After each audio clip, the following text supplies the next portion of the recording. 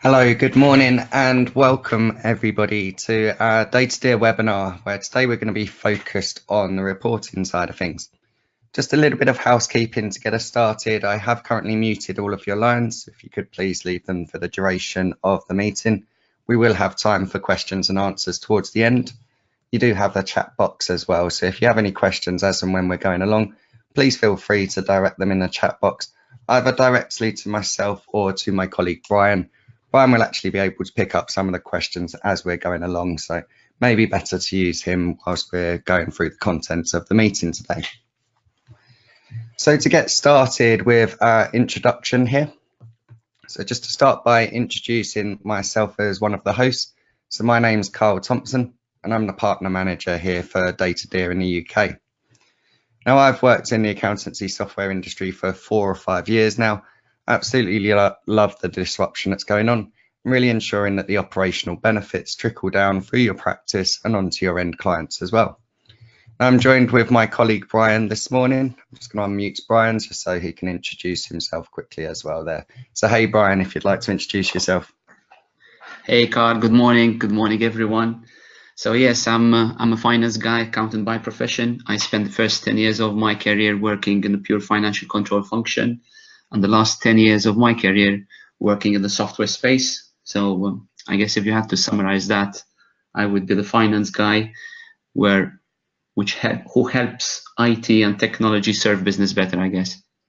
Oh, awesome. And if you wouldn't mind, Brian, if you could just give us a bit of background about DataDear, sort of why you saw the need for the tool and built that, and where. Yes, I think actually that's a very pertinent question, Carl. So most people will ask the question, and it's a valid question, which is why Excel, right? So today, most messages from various software providers in the space are actually sending a message telling people to move away from Excel. And you might ask a question, so why on earth are we actually bringing Excel to the mix again? So we believe that Excel needs to be used in conjunction with your accounting system and not instead of your accounting system. In fact, DataDear has been designed as a product where DataDear cannot function unless you are already using QuickBooks Online or Xero as a platform. So the message out there is use Excel to complement and enhance your cloud accounting experience, I guess. Oh, that's awesome. And I bet some of our attendees are certainly on making that move to the cloud have found that they're still doing a lot of their work within Excel there. So I'd actually produced a few other business cases as to why Excel is still in use. And this is something I'd just literally taken off of a quick Google search there. I guess in its most rudimentary form, it's used for data entry. Now, whether that is just keeping track of a cost, perhaps for a holiday, to the starting of bookkeeping journey, it tends to be the one that most businesses start out on. I'm not sure whether that's because it's pre-installed on their PC or whether it's because the accountants actually can work with them very well. Now, other uses, and this is a long-standing joke within the software field, but the number one most used button and most looked for button whenever you're coming onto new software would be the export to CSV or to Excel button within. So it's really, if you are running, you have perhaps other standalone systems or CRMs, etc. Most people will actually dump that data into Excel to do their analysis and make up of that. Now, some other uses that I've seen are financial working papers. It's a great tool, and we've got some use cases where we can help push that into Xero as well. Likewise, the accounting and budgeting. So most accountants here today will have used Excel for some form of accounting in the past. In my previous 5 years within this industry, I've seen the full accounts being produced on Excel, along with sort of all of the entry, bookkeeping, etc. Then coming on to more the analysis field, so points 5, 6, and 7, analysis, reporting, and forecasting, which is really where I think Excel comes into its own, because there is no more tried and tested tool in the marketplace that's got the flexibility for you to really create it bespoke for your individual requirements. A lot of the other reporting tools just are quite regimented in what you need to receive in. So Excel's got the great flexibility there. And I can actually testify that within some of the largest organizations that I've worked within, Excel typically sits open on my screen for at least 5 hours of my working day still. So coming on, and just to give a quick overview of DataDear here as a tool, just for the new attendees that we've got. So today we're going to be looking at the refresh capabilities of DataDear. And this is where it's a live data feed, and we can take the information from multiple data tables, multiple reports across multiple organizations within Xero, getting them live into Excel for a one-click refresh, or we can even automatically refresh that to feed your management report impacts, financial models, for example, forecasts, etc. And also we've got the smart posting capabilities. So this is really the other way around. So where we can take information from standalone, perhaps legacy, invoice systems, etc., get these all into Excel, and then within one click directly within Excel, post these directly up to Xero. Now, we did produce a webinar last week over that side of things. If you go into YouTube and search DataDear, you'll be able to find that. So without further ado, more than anything throughout these webinars, we promised to show you live working demos of the software. So just to set an agenda quickly for what we're going to be covering off today, we're going to start with looking at just the DataDear toolbar in general, the Xero API, and what reports and data tables we can pull down from that in its most basic form. Then we're going to come over to our templates library just to refresh yourselves, and we've produced some great reporting templates to help you get started working there. Then we're going to come and look at smart management, sample management report pack. Look at our smart profit and loss. We'll introduce how you can work with groups and if you wanted to do consolidations, for example, and then just touch upon financial modeling. So to begin with, I'm going to start by simply just opening up my Excel. And here I've just got a blank workbook that I've opened up. So one of the first differences you should notice is I've got the DataDear toolbar installed. I simply just need to log in and connect this to one of my organizations here. And then what you can see is we've actually got the data tables that we can select. So these are all open through the Xero API, where we're just really looking to take this information down, along with the reports. And we can see at the bottom here, we've got the standard Xero reports that they produce. We've actually produced our own specific DataDear reports, where we can go into further granular detail. And this has been sort of from a need from the market. Our team have been asked quite a lot to bring in these reports as well for you. So just to talk through the parameters and what we can do within here. So if I am to select one of these, this is going to open a filter window essentially for myself, just so I can really ask what information I'm looking to receive back and pull down from this Xero file. So within here, I can easily look at the conditions and change these date requirements, for example. So if I wanted to look at last year, I could look at just really cleansing the data, so removing any empty columns, or maybe perhaps going for my unique records. I can get additional details, that may be additional contact information depending on what you're looking for. And then I can start to filter my actual inquiry down. So if I just wanted to look at perhaps customer invoices, I can do so here. And once you have got the information that you're looking for, you wouldn't need to do this each time. You can simply just save a preset of your filter and just come in and load this up the next time that you're looking to do that. Now you can also pull down the raw data. You can change the tab color that it'll actually pre-populate within Excel. So it's how you can start customizing this for exactly what you're looking to pull down within there. Now, if we just come into our templates library, so I'm just going to open this up in another screen. So within here, we've got over 15 reports now within this library. We spent a lot of time, the team here behind the scenes, just to really give you a starting point to help you get going and to show you what the tool can do if you've got that Excel knowledge and you're used to building within Excel essentially. So we can filter them down via the reports or the information that we can either push or the information that we can get out of Xero here. So if we start by opening up our management report, I'm just going to simply download and open this template and enable that for editing once that's opened here. So here you can actually see on the front page, the team spent some time just producing these parameters into a very nice and easy way that we can easily just change. And this is something that your clients could very easily work with as well. So instead of driving through that parameters page that I was just showing you there, it's actually going to be feeding it through from this screen and pulling out the information here. So it's a lot easier to work with.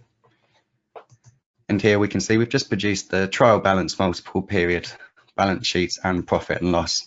But because I haven't actually pulled any of this information down, it's all completely blank here at the moment. So if I wanted to simply refresh this sheet so I can change my parameters, and perhaps I'll actually come back to 2017 because I don't think we've used this company too much. Just hit refresh and refresh all sheets. Here I could actually change my company. So if I did want to run this for any of my other companies, so essentially what we're saying here is once you've built out your reporting pack, and we have got some partners that have actually, they had their reporting packs completely built on Excel beforehand. And it was one of their prerequisites as they was moving over to Xero, is how to keep them reports in exactly the same format. So the customer experience hadn't changed whatsoever for them. So they've really partnered with ourselves to map across to their existing report pack. So that's something that we could do for you potentially. And here you can, so once you've done this once, you sort of run this report, just come over and change your company. So let's refresh this data. Now in doing so, what we're going to see here in the bottom left-hand corner is this is methodically going to be working through my sheets that I've got open and just refreshing the individual sheets with the data that I've requested, driven from the parameters here on the front page. Now you can see that that's actually just updated. So it's done the trial balance now. It's just moving on to my balance sheet multiple period. And after a few seconds, that'll click over onto my profit and loss there as well. Now these reports take around sort of 10 to 15 seconds per sheet to update. It's a very quick process. And as I say, when you do want to run this for another company, I don't need to exit the software, change anything really. I just need to come back on refresh and change my companies in question here. But if I now come into these open workbooks, we can see that this is populated with all of the information for this client, likewise with my balance sheet as well. And finally, my profit and loss multiple period. And if you did want to extend these out to bring in any other fields as well, perhaps another report or another data table for the customer, you can easily just add these on by selecting the individual requirements from there. You could save this for next time and run this against multiple companies as well. So that's just to introduce one of our management report packs that we've given you, just a great starting point for you guys to start working from. So just to remind myself what we're promised to look at next. So now we've looked at this, we're going to look at our smart profit and loss template that we've produced. And I'm actually going to introduce the concept of groups and work on that there for yourself. So this template can work with both individual organizations and groups within there. So how we work with groups, and if you're looking to do this for consolidation purposes within DataDear, would be to first add the individual organizations via their QuickBooks or Xero connection to authorize in. Then we simply need to create the group. So let's call this DataDear example. And I'm just going to simply select the organizations that I want to build into part of this group. And I can actually change the base currency that I want to report on this group as well. So I'm actually going to show this all into Great British pounds. Simply hit create group, and that's now done. So if I come back to my templates library, just filter this back down to my reporting. I'm going to start by opening my smart profit and loss with slices. Simply open this here. Now where I've just created this group, I think I'll need to log out of my toolbar and log back in just to refresh my organizations. We'll just have a quick look to see if it's there. Now it's actually come straight in, so that's refreshed already. So I've got my DataDear example here that I could be working on within this. Now again, so the team's produced this into a nice notes and controls to drive through the parameters here, so it can be very easy. And this might be one of the templates that your customers would like to use actually. So what we've done is pulled across the profit and loss multiple period report for this group. That's actually pulling into the 4 individual companies there. So if I start scrolling down the list, we should see some changes here. It's quite a big report as well. So if we can, perfect, so we can see the other organization as well within. And just to come to the top, so really just to talk through the concept of this. So now we've pulled this down as a table. What the team's done is actually extended this table out. We've added a few modified columns within here. So the first one we can see nice and easily, it's just a modified date, purely because this is shown in a bit of a more Americanized format. And here in the UK, we like to see things as date, month and year. We've also modified the group value, just a simple formula within here. And it's just to make sure that the profit and loss is calculating correctly. So I think what they've done here is just to show that the expenses will go into a negative if they're shown as a positive. Then finally, when we come on to our profit and loss report here, so we've produced a pivot table off of that information. And we've just entered in some slices here, just so it's nice and easy for your client. So if they're interested in just looking at one of their companies in particular, they can easily just filter down by doing so. And this was actually built because we had a lot of partners in the market asking us that there wasn't really a report that they could consolidate against multiple companies, but still bring in the idea of the tracking categories if they was using this across the companies as well. So we can easily do this within there as well. And finally, because it's within a pivot table, if you do want to do further analysis to see the makeup of anything that's coming to within here, you can simply just double click on any of the figures, and that'll open up that source data into another sheet that's actually making up the lines that you're looking at and the totals that you're looking at within there. So as I say, this here can simply be run on any sort of form of companies or organizations that you've got within here. If I wanted to refresh this data across, I'd simply just refresh current sheet and change the organization in question to do so. Finally, I believe, so just to remind myself, so now we've looked at the smart profit and loss, let's just have another look at something that we can do with the groups here. So I'm going to download our new aged receivables template that we've just populated in, recently added into the templates library for yourself. So whilst this is opening up, again, this can work with single organizations. This doesn't need to be driven via the group whatsoever. We're just going to show you so we can show you the power of what it can do behind the scenes. Now, again, with this, we've produced a really nice front page for yourself. So you can really tweak this and you can change what you want these groups to be called. You could change the outstanding days. If your customers work to different payment terms, for example, we can easily just amend these within this front sheet. And this is something that your clients could easily pick up and run with as well. We can easily just change the dates that we want to show this from as well. Apologies. So just get that in there. So I think my shortcut keys have obviously changed recently within there. But if I did want to change that to the first 12, I can easily. I'm definitely having a few issues with my dates on there. There we are, perfect. So then if we come into the DataDear table, what I'm going to do is actually refresh this through the group. Now this is quite a large query because this is going to look into 4 different companies, into their outstanding ledgers. And some of these have got very big data within. So I'm just going to refresh that query here. I think this report can take up to 60 seconds depending upon the amount of data that you're looking to surface and how many companies that we're individually going in. What this is going to do is methodically go into each of the organizations that makes up this group, check through the parameters that I've asked for, and really start pulling down those outstanding ledgers in queries, and then summarize it via the dates that I've looked for as well. So I can see in the bottom left-hand corner that this is retrieving the data for the outstanding receivables.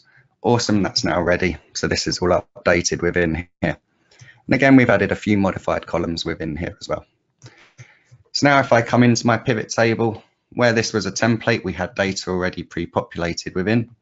As with all pivot tables, if the source data has been amended, you do just simply need to come in, right click and refresh.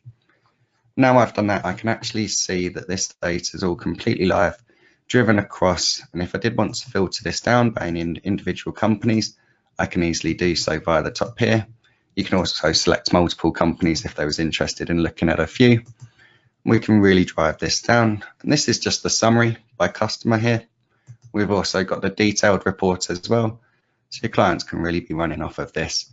And again, just to introduce that automatic refresh. So if you did want to have this report as and when they open this sheet within Excel, just to really update live as their first time of opening, we can turn this automatic refresh on.